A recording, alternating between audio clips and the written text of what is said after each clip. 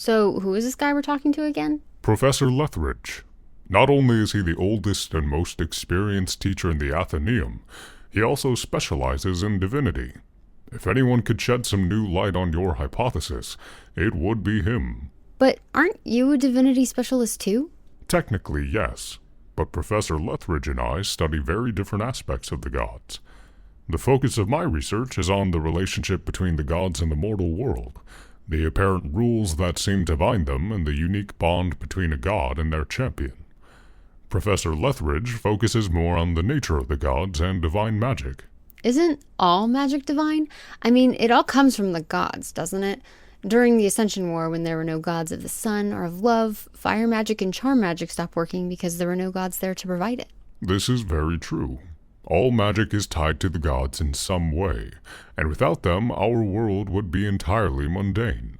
But divine magic is a specific term used to refer to power that is granted to a mortal by a god, rather than being learned through study or inherited genetically. No matter how much we study, you and I could never cast divine magic unless we made some sort of pact with a deity. Most clerics and paladins, on the other hand, can only cast divine magic. In short, most magic can be learned, but divine magic must be granted. For the longest time, it was believed that studying divine magic was a dead end, because it just couldn't be learned. But Professor Lethridge was the first one to realize there's an observable mathematical pattern to divine magic as well. Because of him, there's a burgeoning new area of research surrounding it. Cool. He seems to be running late as usual, though. He's getting a little slow in his old age. Well, you can hardly blame me. These old bones aren't what they used to be. Oh, you're still young at heart, Professor. Tell that to my physician. Ah, is this the young prodigy I've heard so much about? Professor Lethridge, meet my assistant, Ari Leverett. Hi. It is a pleasure to meet you, Ari. You know, I'm old enough to remember when almost every professor at the Athenaeum was one of my students, including your mentor here. He was a real handful. Please, I wasn't that bad. Oh, I seem to recall that you and your friends once transmuted the water in every drinking basin on campus to alcohol. It was a dare. And then there was the time we changed the school banner to... We don't need to talk about that. Very well. Can I come see you later so you can spill the beans? Oh, most certainly. Oh, dear. Now, what can I do for you two today? Ari? Right, so I'm trying to figure out why and I have a theory that maybe the reason that's happening is because is dying. Interesting. I was wondering if you could tell me how gods die and if there's any way to save one that's on their way out. I see. It is a difficult question to answer. Gods have died in the past, but their deaths were abrupt, sudden. They were clear indicators that they had passed, like their magic entirely disappearing from Iarthus and their celestial cities taking form in the material plane. This hypothesis of yours has been floated around by some scholars in this discussion, but it's a difficult one to pursue because there is no record of a god being in a state of dying, per se, as if afflicted with some terminal illness. A god can only be killed by another god, though we do not know exactly how that happens. Without that information, I'm afraid we can only speculate. What if a god somehow lost their immortality? If they were mortal, then couldn't they age or get sick just like the rest of us? You know, it's funny. It must have been, over 100 years ago now, but a man once came to me asking the same questions. But I'll tell you what I told him. A god simply cannot become mortal in the sense that you and I are. What little we know about the rules of godhood come to us mainly from the writings of their champions. Theodosier could probably recite every confirmed and alleged piece of champion literature by memory, seeing as it is his specialty. As the only mortals with a direct line of communication with the gods, we can find a wealth of information in their memoirs. In one such memoir, for example, a former champion of guile notes that the god of trickery sometimes expressed envy that he could only observe, while his champion travelled the world stirring up trouble rather than being able to join in on the fun. Now this tells us that there are restrictions upon the gods that we aren't privy to, ones that did not exist pre-Ascension War. In the half-burned notes of a former champion of Eksol, the sun god, he remarks that the world would be better off if some of his peers, whom he considered to be less than worthy of their station, quote, passed on their power and died, unquote. His words. Similar accounts begin to paint the picture that the gods are entirely capable of choosing a new vessel for their divinity and raising a mortal to take their place in Celestia. But the consequence of this would be immediate death, not a mere loss of immortality to live out a normal life on Iathus, but an imminent, irreversible destruction of their soul.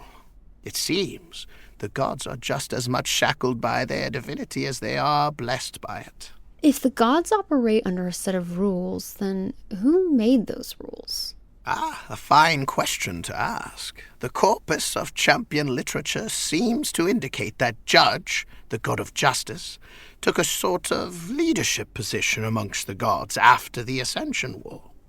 But his influence only applies to the restrictions placed upon the Pantheon after the Ascension War. The bit about a god dying if they give up their godhood has been evidenced in writings since before Judge's rule. So the question is, what power exists above the gods that could place such an inescapable restriction on them? But that is a heavily divisive topic, even amongst the brightest scholars. The God of Gods hypothesis. My great-grandfather wrote about that in his journals. Your great-grandfather? Oh, I should have mentioned. Ari is Otto's great-granddaughter. You're joking. Otto Ringdale, the disappeared genius? The very same. You knew him too, Professor Lethridge? He was an old friend, up until he left without so much as a goodbye. And you say he continued his research after his retirement? I have boxes and boxes of his journals back home. He kept writing until the day he died. Well, what are you asking me these questions for? I hardly think I've told you anything new today, and I'm afraid there's very little more I can say on the topic. But Otto was always pushing the boundaries of what we do in every facet of the arcane. He may have had a screw loose, but that loose screw made him the greatest researcher the Athenaeum has ever housed. I'd wager if you're going to make a breakthrough, your best bet is to start there. I've read all of his journals front to back at least 3 times. Some are super helpful, others are plain gibberish. Perhaps I could take a look at them? 2 eyes are always better than 1, and I became familiar with his odd style of writing when I studied under him all those years ago. You could come visit my home. Then I can show you my grandmother's study. Oh, and you can try my mom's cookies. She loves baking for new people. Oh, I don't know if it would be appropriate for a professor to visit a student's home. But I'm not a student. I'm your assistant, remember? Besides, don't you want to meet your old mentor's family? I'm sure my parents would love to hear some stories about Crazy Grandpa. Crazy Grandpa? That's what we called him in my family. My mom says grandmother and I inherited all the crazy. Well, I won't lie. It would be nice to see the life he built after he left. It's settled then. If I could ask a favor, would you let me borrow Otto's journals to make copies when you're finished with them? They would make a fantastic addition to the library. Of course. And maybe bring back some of those cookies too, yes? Anything for you, Professor. Oh, you spoiled this old man.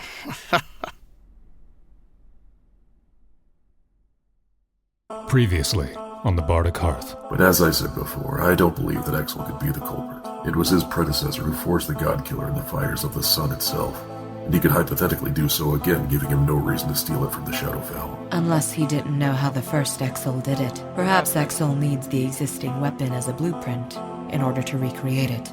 Don't think I've forgotten that before Eksol was a god, he was your champion. It was 2,000 years ago, Mortaine. Our bond has long since been broken, and I have no reservations about criticizing him. His refusal to bind himself to the oath after he ascended has done nothing to keep him in my confidence, but that doesn't mean I'm going to jump to absurd conclusions. Gertrude?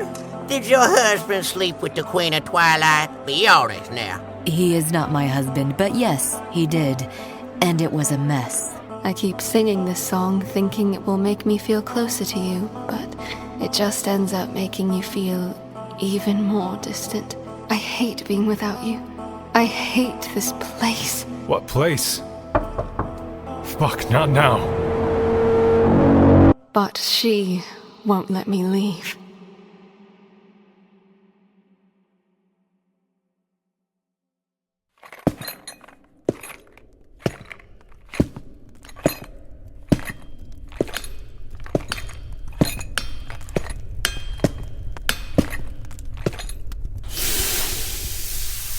A social call from Judge's favorite lapdog. To what do I owe the pleasure? Is that really how you want to greet me after so long, Malicus? It's been a while since I've seen you for anything but a council meeting. I thought I told you to stop using my mortal name. It's Eksol. And sorry, I've been a little busy keeping the sun burning. Doesn't really leave a lot of time to bandy about with the rest of you. So you hide away in your forge instead. I have little interest in the company of those who treat me like a sleeping wolf.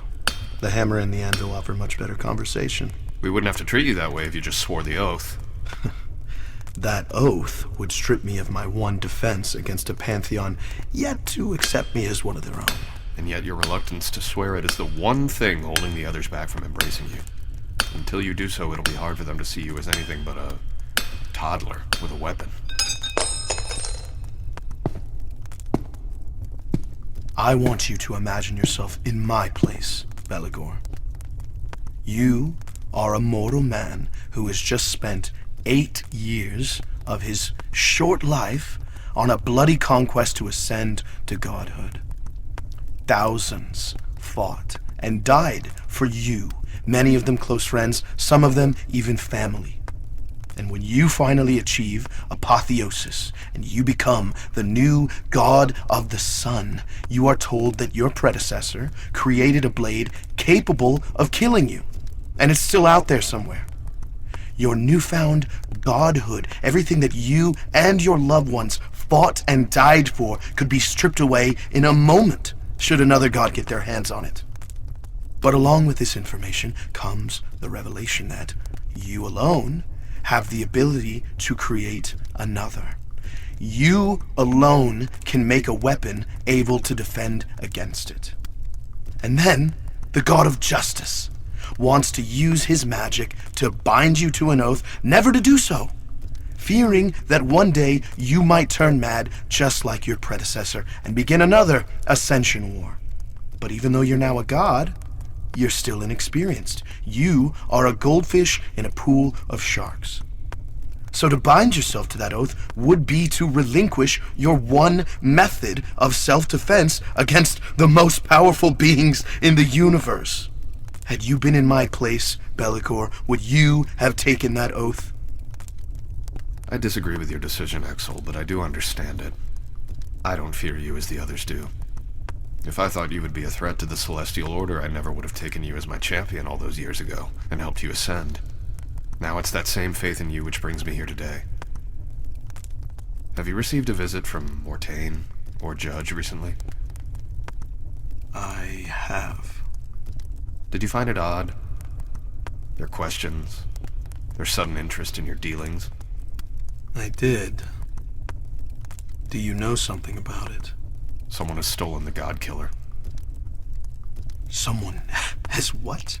Your predecessor's blade is now in the hand of a god other than Judge. He and Mortaine suspect the culprit to be you. Are they mad?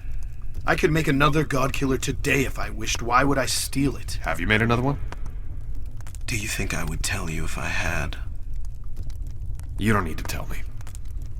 But I do hope one day you will trust me enough to confide in me. If a conflict arises amongst the gods, we will need allies in one another to defend against the threat. But that's beside the point. It was Mortaine who convinced Judge to suspect you. She's been strangely keen on steering us away from Guile, and in his addled state, Judge has fallen for it, hook, line, and sinker. Wait, are you trying to tell me Mortaine and Guile are working together? Come on, Belligor. The hells would freeze over before that happened. Are you so sure? After the incident 100 years ago? You've seen it yourself. She despises Guile and myself most of all, but she carries resentment for each and every one of us. Even Judge. Some madness is erratic and violent, but other madness is calm and calculated. She very well could be using Guile with the intention to turn on him in the end. It is suspicious that she would try to lay the blame at my feet. She knows better. I'm grateful you're telling me this, but something tells me you're not just here to give a friendly warning. What do you want? To ask me to make you another god killer to defend against them? No, the last thing we need is another god-killing blade that could fall into the wrong hands. But there is one weakness universal to every god. One thing we could leverage against them, should push come to shove. You want to threaten their champions. As one who has been both a champion and a deity, you understand the strength of that bond more than most. The pain of losing a champion is akin to losing a child. It might be the only way to get under their skin and prevent them from doing something that can't be undone. Well, if you're right, and Mortaine is on the side of the traitors, she could simply bring a dead champion back to life. Which is why I came to see you. I could use your unique weapon-making abilities. Do you remember the blade Judge had you make for me a century ago? A dagger that could destroy a mortal's soul forever and eliminate the possibility of resurrection. Soul render. You still have it? I do, but Judge's divine code prohibits us from taking the life of a mortal without a majority vote from the council. But our champions are free to act on our behalf. Can soul render be wielded by a mortal? It could be, if they were strong enough. A champion should theoretically have no problem. Entrust it to me. When the time is right, I will give it to my champion. And we'll have our own card to play when they take action. There is the issue of locating their champions to begin with. Guile and Mortaine are infamously secretive in that regard. Not as secretive as they believe. You know where they are. I'm the god of war, Eksol. It's my sacred duty to know the positions of every player on the field. I'm still working on Mortaine's, but I've had my eye on Guile's for quite a while. All right. I will give you soul render, but in return, you keep me in the loop when you learn anything new. I will. In the meantime, play dumb in front of Judge and Mortaine. And watch your back wherever you go. You never know when the traitors might strike.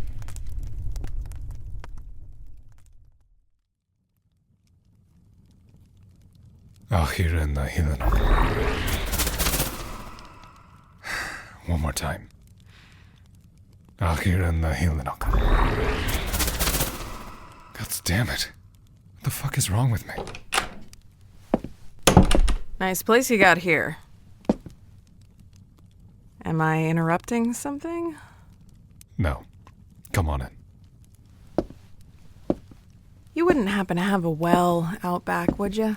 You haven't quite reached it yet, I'm afraid. All right, well, if you could point me in the right direction, then I'll get out of your hair. I really don't have time for a pit stop. Listen, I'm in a bit of a weird mood today, so I'll just cut to the chase. If you want your wish granted, you need my approval. Try going deeper into the woods now, and you'll die without ever reaching the well. Shit. Is that how it works? I always wondered what kind of safeguards Mortaine placed on the wishing well. It's really just some guy in a tavern. Afraid so. That's underwhelming. Thanks. So you got any drinks in this place, or is it just for show? What would you like? Something boozy. As long as it's not absinthe, that is all anyone drinks in the Feywild. A tiefling from the Feywild? That's not something you hear about every day. Not from there, just where I've been conducting my business the last couple years. What kind of business? I kill things for gold. So you're a mercenary? I'm a bounty hunter. There's a difference. So what drove you to the land of the Fey? Not enough bounties in the prime material plane? I'm a specialist. Say somebody screwed you over before fucking off to the Feywild or the Shadowfell to evade capture. Is the town guard gonna go through all the trouble to find a planar crossing and hunt your guy down in another world? Yeah, not a chance. That's where my order and I come in. If you've got the gold, we'll find anyone, no matter where they are in the plains. Person, monster, doesn't matter. Does your order happen to practice hemocraft? What gave it away? Was it the scars? There's blood on your sword. None of the monsters here bleed. I noticed. Creepy shit. So, what's your deal? You really just wait around here until someone comes along so you can judge their wish? More or less. Ooh, that's rough. I can't remember the last time I stayed in one place longer than a week. It has its perks. Though at times I wonder if it's worth the cost. You should try bounty hunting. Hard to get bored when something's trying to kill you every other day. I would if I could. You seemed to be in a rush earlier, and I'm kind of working through some things of my own. So how about we get on with your story? What's your wish? My wish is to... It's to... Sorry, I should have warned you. You can't tell a lie while you're in my tavern. I can't go leaving fate in the hands of just anyone. Well, shit. That's gonna make this a whole lot more complicated, then. You're so certain I won't like what you have to say? It isn't that. How about I just tell you I've found myself in a bit of a bind I'd like to be bailed out of, and we leave it at that, huh? I'm afraid that's not going to cut it. I need more information. I can't give you more information. Why's that? Because if I do, you'll have a dead tiefling in your bar, and that can't be good for your brand. I see. Someone has bound you to secrecy, haven't they? You'll die if you say too much. Excuse me, while I sip my whiskey and don't respond to that. I'm guessing you haven't been prohibited from giving people your name. It's Tabetha. I'm Wren. Tabetha, you have nothing to fear. Whatever magic has bound you to silence can't reach you here. Those spells work almost like magnets. You're bound to it so long as your connection to the source is strong, but place a wall between two magnets and suddenly they can't interact anymore. This place is a haven crafted by Mortaine herself in the center of her domain. There are unseen walls around this clearing that keep magic like that from passing in or out.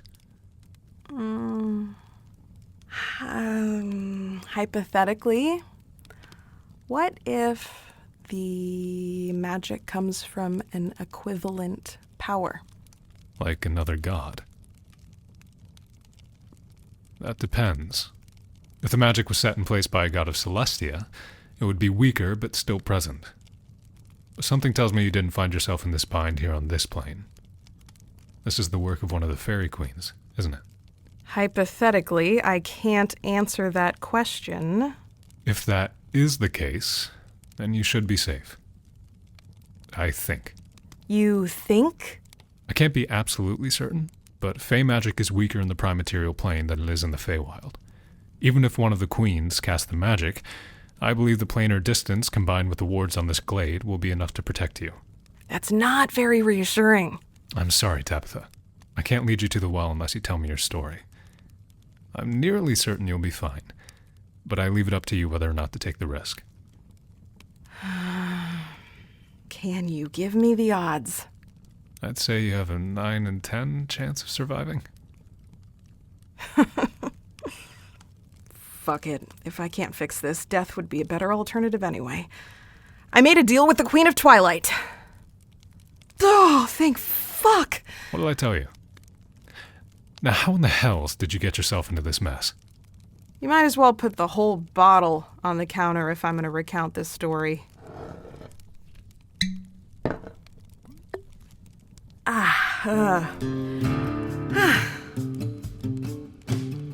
It began with a job I was too naive to turn down. I'd been living in the Feywild for about a year, and my dumbass thought that meant I knew everything there was to know about the place. The thing is, the Feywild is full of tricksters, and there are a lot of Fey who don't like otherworlders walking amongst them. One day, I accepted a job that was entirely intended as a suicide mission to kill a giant spider in the Winterlands called the Frostweaver. I was told it'd be an easy job, and it paid handsomely, so of course I took it. Then the thing turned out to be the size of this tavern and tough as all hells. I killed it by a stroke of luck. Most Fae have some outlandish, obscure weakness, and I just happened to have the Frostweaver's weakness on my person. I cut out one of its eyes as a trophy and claimed my reward, before making the fucker who gave me the job disappear. And I thought that was that, but I didn't have any idea what I'd actually done, until until I attracted a client from the Sealy court.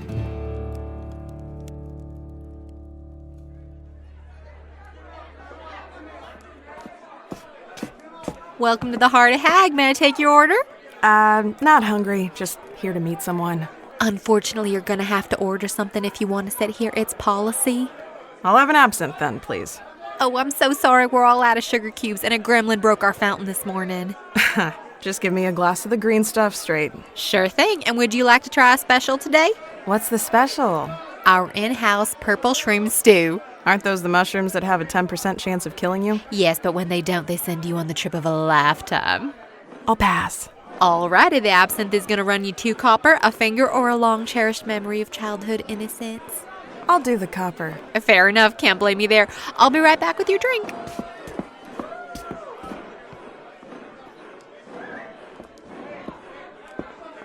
Crimson skin, curled horns, covered in scars. So help me to Tanya if I don't have the right woman. You my client? Vergar, at your service. Tabetha the bounty hunter, I presume? Like you said, not a whole lot of tieflings in the Feywild. Not a whole lot of tieflings on Iarthas either, from what I hear. Yeah, well, at least here I only get strange looks for being an otherworlder. I wonder, has your practice of blood magic made you even more of an outcast on your world? It is considered a taboo, is it not? Are you here for my life story, or because you want me to kill someone?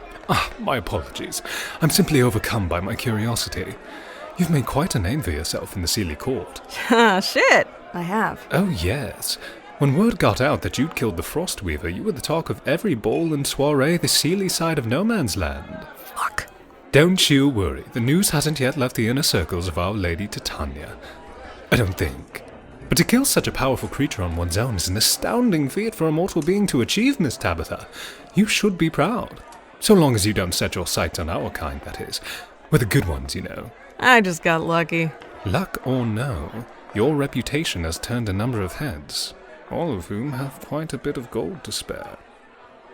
I'm listening. May I have a seat? Please. I was sent here on behalf of Lord Pyron. Who? Oh, right. I forget you're another worlder and might not be familiar with the Fey nobility. Lord Pyron is a greater archfey of the Summer Lands. In short, he is one of the most powerful beings in the Feywild, save for the queens themselves and what few archfey sit above him. So he's got money. Indeed he does. And he's quite generous with those who please him. You have my attention, but I have to admit I'm a little wary. An archfey client makes me think that this Lord Pyram expects me to repeat my luck with the Frostweaver. I'm keeping my sights set on lesser targets for now. Oh, don't worry. Lord Pyram understands the risk you took in slaying the Queen of Twilight's favorite pet, and he would never ask you to repeat an equivalent task. The Queen of Twilight's what? You didn't know? The Frostweaver was Queen Nyx's favorite pet. She's been in shambles since her death, hence why the Sealy court has taken such a liking to you. In fact, she has a lucrative reward out for your capture. You gotta be kidding me. I'm afraid I'm not. We thought you were aware. All I was told about the Frostweaver was that she was a massive fuck-off spider living in the Winterlands. I didn't expect her to be sentient or to be the size of a house. My client entirely expected me to die on the job. I only survived because her weakness happened to be fire slug oil, which is what I use to keep my blades healthy. Fey weaknesses do tend to be somewhat bizarre. I know of one whose weakness is the leftmost toe of a bullywug. If Lord Pyram's mark is anywhere in the Unseelie lands or even their end of No Man's Land, I'm sorry, but I can't help you. Now that I know a mad goddess has a bounty out on my head, I guess I'm gonna have to lay low for a while. You've yet to hear the reward. I don't care how much gold this guy has. 50,000 There's no way. platinum. Did you say 50,000? Not only that, but I am authorized to sweeten the deal if deemed necessary. You want protection from the Unseelie? Lord Pyram can provide it. Upon completion of this job, he will personally take responsibility for your safety and well-being until Queen Nyx stops throwing her hissy fit. Sure, but only after I kill the mark. You get the idea. It'd be a lot safer for me to just ride the nearest crossing back to my homeworld. And miss out on all the well-paying work the Fey aristocracy has to offer. Who's the target? On the Unseelie side of No Man's Land, there is a cave of purple quartz and alabaster. Within resides your mark, a great white serpent known as the Multiplier. If you bring it an offering, a chest of gold, jewels, a mystical item, it will duplicate it for you, but only if you ask it a riddle it cannot solve. If it solves your riddle, it will take your offering for itself and send you on your way. So I'm guessing Lord Pyram lost an offering to this multiplier? Indeed. The multiplier solved his riddle and took from him a very special ring. He wished for an identical one to propose to his beloved, but instead he found himself with no ring at all. Not only does Lord Pyram now want the multiplier dead, he wants you to retrieve the ring from the serpent's collection. Why doesn't Pyram just kill it himself? He's an archfey, isn't he? The multiplier is invulnerable so long as it knows your name. That includes archfey. And so far, the multiplier has somehow come to know the name of everyone sent its way. Lord Pyram cannot touch it. However, the multiplier should have no way of knowing the name of a relatively new otherworlder. It will be a tough fight, but nowhere near as tough as the Frostweaver. All right then. Kill the serpent, get the ring. Anything else? Yes. Lord Pyram has a special necklace he wants duplicated. You'll need to play the multiplier's game before you kill it. I don't know any good riddles. You don't need to. Within this envelope is the necklace my lord wants duplicated, as well as a riddle he is certain will stump the multiplier once and for all. Are these terms satisfactory? For 50,000 platinum and protection from Queen Nyx. Fuck it. Very good.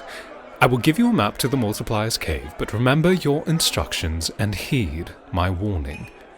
No matter what you do not tell it your name.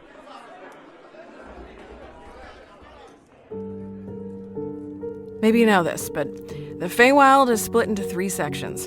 In the west are the Sealy Court, the Springlands, the Summerlands, all ruled by Queen Titania. Eastward, it's the Autumnlands, the Winterlands, and finally the Unseelie Court. Queen Nyx rules over those. But right in the middle, sandwiched between summer and autumn, is No Man's Land. It belongs to neither of the Fey courts, and it's the safest place for an otherworlder to live. If the job had been anywhere in Unseelie territory, I never would have gone, but I convinced myself I'd be fine since it was just within the borders of No Man's Land. After a short journey of fending off the daily nuisances the Feywild has to offer, I finally found the Multiplier's cave.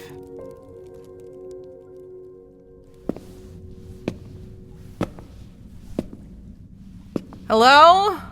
I'm here to see the Multiplier. What a surprise. A devil spawned in the land of the Fae, come to offer me a gift. To whom do I owe the pleasure? I'm just a plainer nomad, intrigued by your talents. Oh, no, that won't do it all. I need a name to call you by. Friend. The name's Ruby. Why do you lie? Have you something to hide? I don't give my real name to strangers, no exceptions. Have you brought me an offering, Ruby? Ah, such a little pretty trinket. It will go well with the rest of my collection. Oh, but what is this I smell upon it? It reeks of summer. This does not belong to you. Does it matter? I have no compunctions about accepting stolen goods. I am merely intrigued by its origin.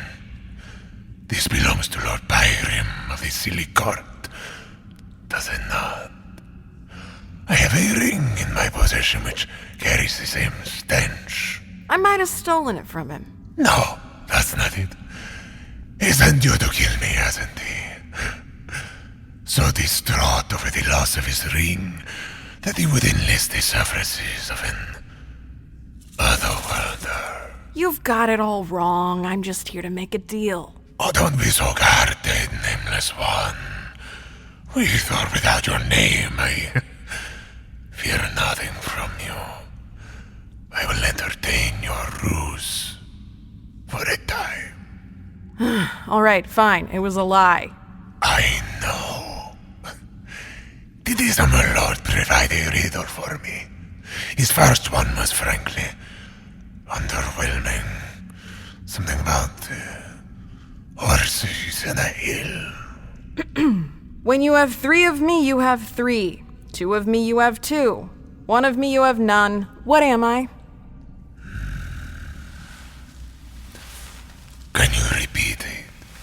When you have 3 of me, you have 3. 2 of me, you have 2. 1 of me, you have none.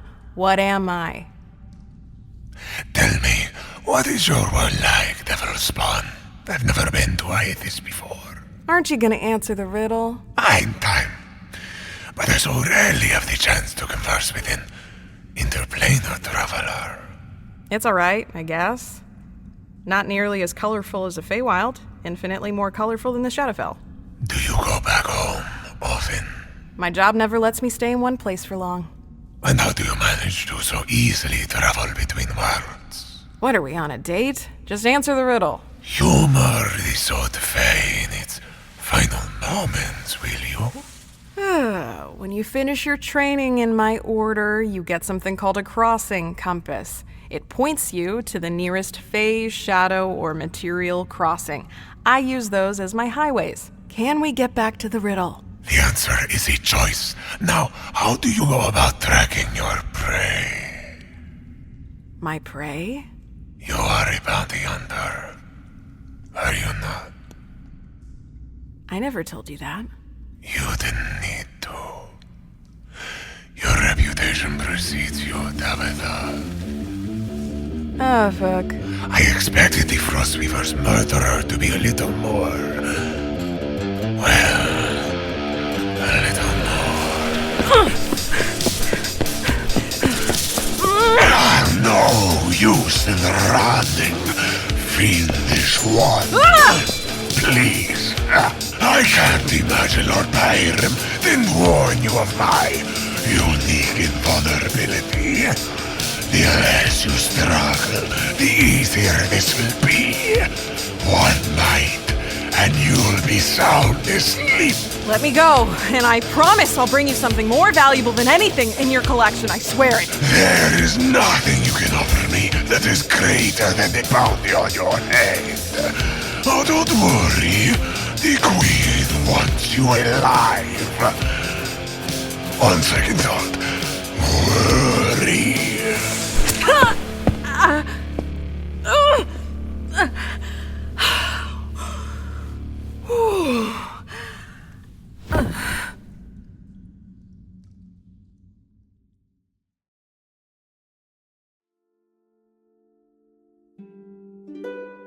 Wake up! Where? Who? My venom still courses to her veins, my queen. Her mind will remain scattered for a time. Oh, I'll take care of that. Oh, shit. Do you know who I am, girl? I have some ideas. And do you understand why you are bound before me? Because I did a favor for arachnophobes? Watch your tongue, you little bitch! The Frostweaver was not only my pet, she was my friend. And also my favorite seamstress. Because of you, I have no one to spin silk for my ball gowns anymore. What are you, anyway? You look like if a human fucked a ram. I believe she is what those on Isis call a tiefling, my queen. Oh. Do you think I'm stupid? No, your majesty, I only... Someone kill the snake, please. It's invulnerable to anyone whose name it knows, your majesty, and it knows all of our names. I have to do everything around here myself. Oh, my queen, my sincerest apologies. Die. Someone fetch my taxidermist. The fucking nerve of that thing.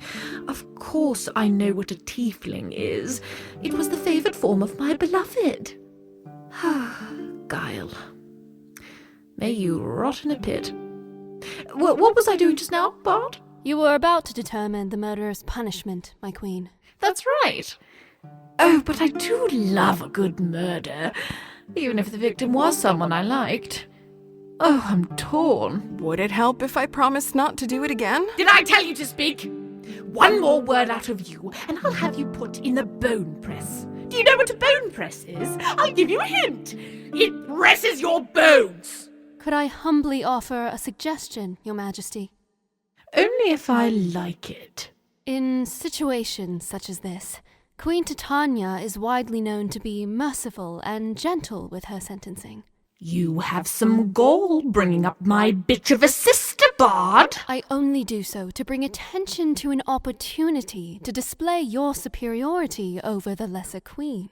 Oh, lovely. Do go on. Killing this woman would only feed the baseless rumors that you're a cruel and malevolent ruler, when anyone with sense knows you to be a kind and magnanimous queen. All true. Sparing her would show the people that Titania is but a shadow of yourself. And perhaps this bounty hunter is of more use to you alive. She is skilled enough to best a creature like the Frostweaver on her own, and has drawn the interest of the Seelie court. As neither Seelie nor unseelie, she could accomplish things none of your Fae servants could. She also possesses the ability to travel easily between the planes. What more could you ask for in a spy? A spy, you say? Yes, I do think you make a good point, Bard, for once. I am but a humble servant, Your Majesty. It's your lucky day, girl. I'm offering you a choice. You can either die and join the snake as a mounted head, or you can sell your soul to me. I offer you the great privilege of being owned by the Queen of Twilight. Think carefully before you squander it. Can I have some time to think? You want time to decide whether or not you wish to die? Does serving me really sound all that miserable? No, ma'am, it's just... It's my queen, girl. No, my queen. It's just that my head is still spinning from the Multiplier's bite. If I'm gonna swear myself to you, I would like my mind to be clear. Well, you're at least halfway decent at making up bullshit. All right, you can have some time to ponder your future in the dungeons. But the longer you keep me waiting, the more my lenience will grow thin. Take her away!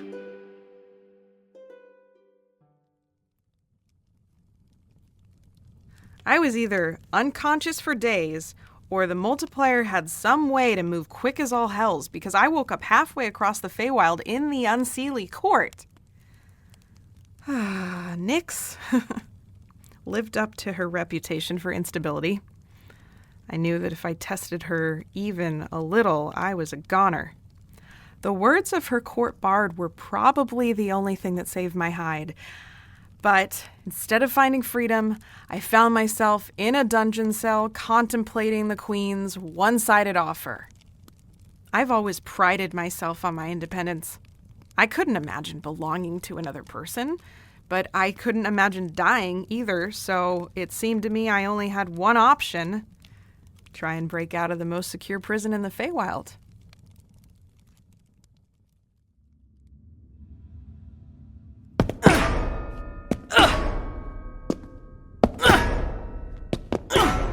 A word of advice. What? Give up now. The only way you're getting out of here is if you take the deal. What? You're that bard from the throne room. The fuck are you doing down here with the prisoners? Does Nyx make her servants sleep in cells too? Only the ones who serve against their will. You seemed pretty enthusiastic when you were kissing her ass earlier. I'm a bard. Feigning enthusiasm is my job. Whether you're in a good mood or feel like death itself, your next meal still depends on how the audience feels about your performance. So you smile and dance all the same. The principle is as true now as it was when I was gigging in taverns. You're from Iathis too, aren't you? Can you tell? Yeah, You're an elf, but you don't look Eladrin. How'd you end up here? It's a long story, much of which I'm still piecing together myself. It doesn't really matter, though, since I'm never leaving this place. Ah, inspiring. I'm not giving up so easily. How old are you, Tabetha? Oh, what does it matter? Just tell me. I'm 20. So young. Believe it or not, I've been here longer than you've been alive. In the beginning, I tried every method of escape you can imagine. Sneakery, brute force, bribery. Hells, I even tried seducing the guards once. Nothing worked. And it's not going to work for you either. Because the more you try, the more Nyx will delight in breaking you. She'll leave intentional openings in her security to give you hope, and that hope will follow you right up until you remember you're dealing with a goddess. Well, I'm not taking the deal. I belong to no one, goddess or otherwise. I appreciate you convincing her to spare me, but there are some fates worse than death. At least you wouldn't be locked up in here. Your job would remain relatively the same. Taking bounties just like you did before in order to maintain appearances for the Seelie. You just have a new, more permanent client. One who would give me no agency over my own life, who probably couldn't care less if I lived or died. You'd still have a fighting chance. Fuck that. I'm busting out of this place. The bars are mithril, the warden is an archfey, and there are 10 guards to a cell block. Even if you got past those, there's an arcane barrier surrounding the palace, preventing anyone but Unseelie Fae from passing through without permission. The only way you leave the Unseelie court is with the Queen's blessing, and you aren't getting that without binding yourself to her service. I know! You're fucking right, okay? God damn it! Is there any way to get out of a deal once it's struck? None that I know of. But there could be a way. Don't get your hopes up.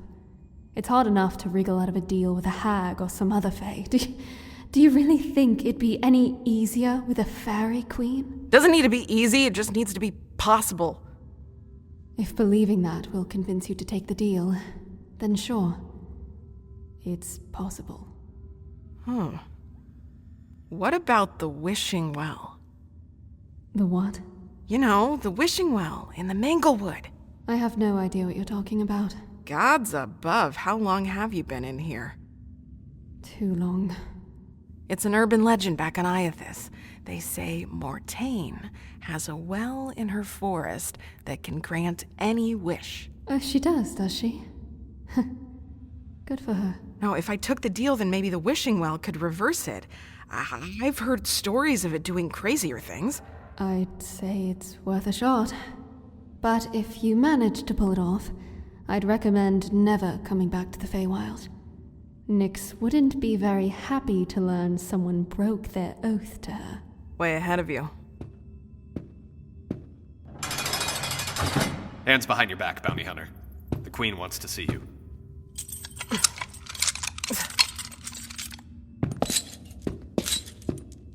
Thanks for the help, Bard. I hope you make it back again someday. It was no problem. Good luck out there. Get a move on.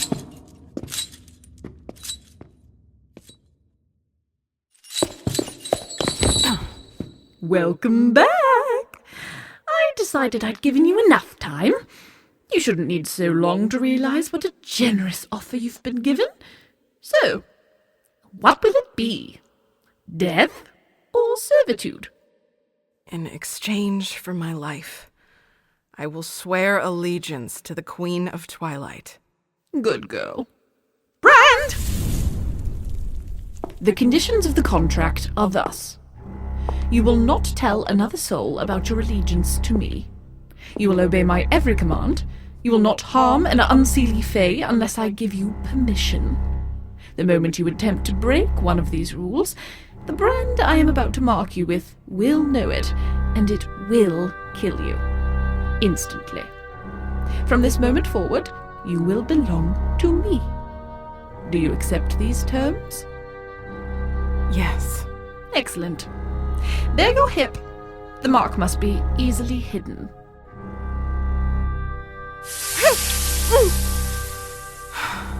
Congratulations, Devilspawn!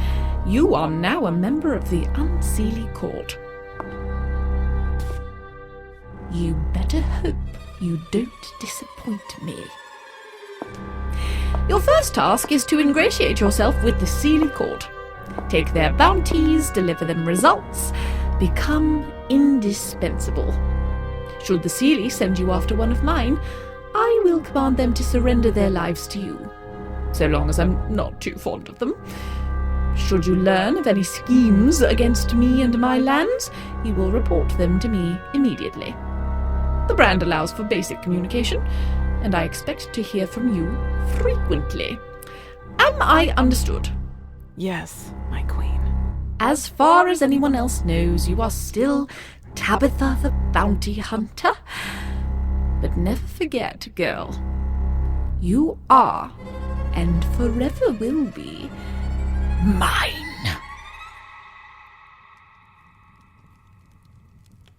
And that was that. She sent me back to No Man's Land to reconvene with Vergar, Lord Pyram's Dryad envoy. Nyx provided me with the Multiplier's head, Pyram's ring, and a duplicate of the necklace I was meant to have copied. As far as Vergar knew, I pulled off the job flawlessly. Then I had more and more Archfey hiring me to settle vendettas and kill off nuisances, and slowly I built a rapport with Titania's court. Now, almost a year later, the Seelie are inviting me to their parties as a guest, or sometimes part of a beast-killing spectacle. I'm obligated by my deal to try and learn as much as I can about their secrets and report back to the Queen of Twilight, but it's only a matter of time before the Seelie find out. When they do, they'll kill me in a heartbeat. All along, I've been waiting for my annual pilgrimage back to the home of the Hunter's Order here on Iathis. Every year, we're required to tie the heavy portion of our earnings to the Order, or else we'll be tracked down and killed by our peers. So Queen Nyx had to let me cross planes or risk losing a valuable spy, so I used the opportunity to finally make a detour into the Manglewood. Now here I am. My wish is to be free of my deal with Queen Nyx, to belong to myself again. That's quite the story. So, what's the verdict? Are you gonna help me? I wish I could, Tabetha. What do you mean you wish you could? The wishing well can grant any wish, can't it? Any wish? No. It's a common and unfortunate misconception of many wish seekers. There are limits both to what Mortaine is willing to do and to what she's able to do. So which is it? Is she unwilling or unable? In this case, it's the latter. You're protected while you're in this glade, yes, but Mortaine can't unravel the threads of magic that bind you. Fey magic and celestial magic are two different things. If a deity of another plane has bound you to her, I'm sorry, but there's nothing the wishing well can do. So this was all for nothing. All of the hope I've clung on to for the past year, worthless. I'm sorry, Tabetha. There has to be another way. The only one who might have the power to help you is Queen Titania, but you'd have to find a way to explain your predicament without dying to Nyx's curse, and then avoid her wrath when she learns you've been funneling secrets to her greatest enemy. Great. Yet another impossible task. Not impossible, just difficult. Something tells me you're not a stranger to doing difficult things. Don't give up hope yet, Tabetha. I won't. As far as I know, there's no gold in the afterlife, so it's not like I'm eager to die. This just feels like a slap in the face after all this time. I understand. Come on. I'll open up a safe path out of the Manglewood for you. Yeah. Thanks, but no need. I'm pissed, and I want to kill some monsters on my way out. All right, then. You know the way. Can I take the whiskey? Please. Thanks. Come at me, you bloodless bastards!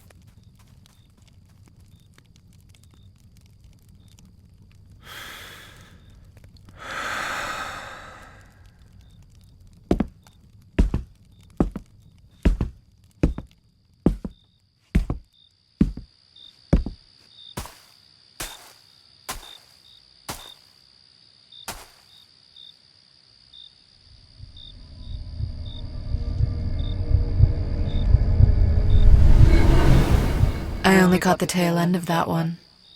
Something about the Queen of Twilight. I'd love to hear her story. What's wrong? Is something happening to me? What do you mean? I tried casting a simple healing spell last week. Something that used to be as easy as breathing. It didn't work. Not until I gave it everything I had. I've been testing my abilities ever since, and my power's a fraction of what it used to be. I never noticed because I hardly ever need to cast anything more than a cantrip, but my magic is fading. What's happening to me? It's nothing. It's nothing? What are you talking about? My magic comes from our bond, doesn't it? So why is it fading? Did I do something wrong? You did nothing wrong, Wren. I'm sure it's just a consequence of my inability to visit as frequently as I once did. That's not how our bond is supposed to work. My power isn't dependent on your presence in the mortal world. It should be just as strong when you're in Celestia. What are you hiding from me? Why would I hide anything from you? I trust you more than I trust my fellow gods. Then tell me what's wrong with me. Nothing is wrong with you. Akira Nahirak. That was meant to be Dimension Door. Shall we try Major Image? Ostendi mir mendasium. How about Sending? A child could cast Sending. Loquirium Dulens. Look me in the eye and tell me everything is fine. Just tell me what's happening, Mortaine. Please. I can't do this. Mortaine! God damn it! Mortaine! I know you can hear me! I just want answers! Why is that so much to ask? Mortaine! Chain-bound demon of the twilight, thorny rose of the dawn, stone-cold killer in the midnight, out the winds of fairies and fauns. Mama went to bed with the devil, cursed me with a fiery heat, blood red from the lowest level. I got a little bit of hell in me. If you'd like to listen to the full song inspired by this episode, you can find it by searching Hell in Me by Chase Noseworthy wherever you get your music. If you'd like to support the show, as well as get episodes early as soon as they're finished, you can find us at patreon.com/thebardic Hearth. Anything you can give means the world. Wren and Vergar were played by Chase Noseworthy. Belligor and the Unseelie Guard were played by Ryan Brophy. Eksol was played by Cole Taylor Finney. Tabetha was played by Victoria V. Rani. Mortaine and the Waitress were played by Rochelle Ibarra. The Multiplier was played by Troy Allan. The Bard was played by Karenna Foley. Queen Nyx was played by Lilli Furfaro.